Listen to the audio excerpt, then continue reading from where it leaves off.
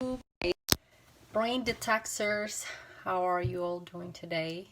I just finished my day 5, and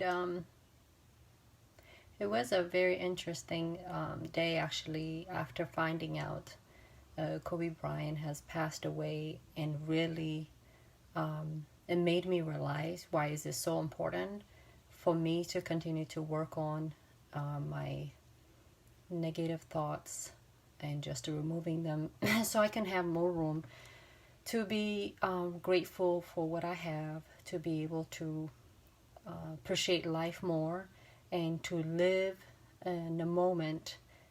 And in order for us to do that, we really need to have our mind be free of these thoughts that are not serving us. And so in saying that,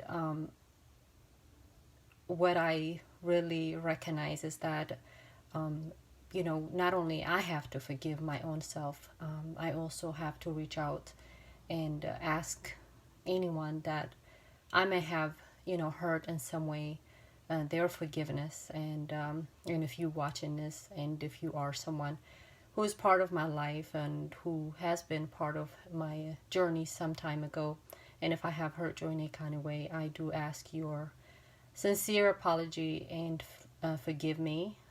I know I have no room for negativity because I choose not to, and that's why I am working on these paths. And just sitting here with my husband watching that news, it was not.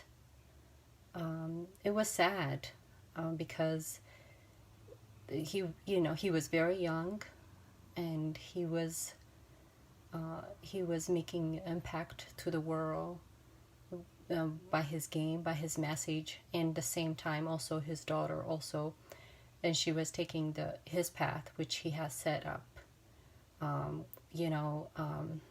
which is as a basketball legend. As I ask God, to keep them in peace, and his family, and for him and his daughter, and also those people who lost their life on the crash, to keep their life and rest in peace. And I also pray for the family to have peace and love and comfort. And unfortunately, when these things happen, it just hit us hard. And anyway, so I just want to pick up on today, the reading for today. And on day 5, we take every thought prisoner and make it obey the Messiah, 2 Corinthians 10:5. Brain tip for today: thoughts are real and occupy mental real estate. It is nice to think of victory, but how do we believe in victory? How do we believe that things can change?